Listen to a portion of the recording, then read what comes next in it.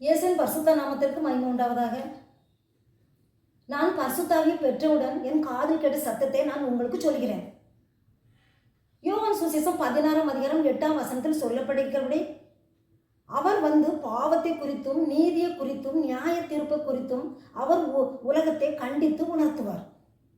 பரிசுத்தாவியை பெற்ற அன்று அதிகாலையிலே பரிசுத்தாவினர் என்னோடு சத்தத்தோடு பேசினார். நீ யோவேல் புஸ்தகத்தை படி என்றார். உடனே நான் திரும்ப கேட்கிறேன், அதில் என்ன இருக்கிறது என்று கேட்கிறேன். அவர் நியாய தீர்ப்பு இருக்கிறது என்றார். நான் உடனே கேட்கிறேன், தண்டனையா என்று கேட்டேன். அவர் ஆமாம் என்றார்.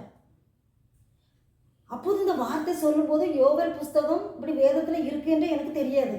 நான் உடனே வேதத்தை எடுத்து அது எங்கே இருக்கிறது என்று நான் அதிகாலையில் உடனே தேடினேன். முதல் என் கண்ணில் தென்பட்டது, கடைசி நாட்களில் மாம்சமான யாவர் மேலும் ஆவியை ஊற்றுவேன் என்றது. இந்த ஆவியானவர் தான் நான் பெற்றுக்கொண்டேன். இரண்டாவது என் கண்ணில் பட்டது, சகல ஜாதியிலே நான் நியாயம் தீர்ப்பேன், யாரையும் தண்டியாமல் விடேன். பிரியமானவர்களே, அவனவன் வழி செய்யக்கு தக்கதாக நியாய தீர்ப்பு நிச்சயமாக உண்டு. யாரும் தப்பித்துக் கொள்ள முடியாது.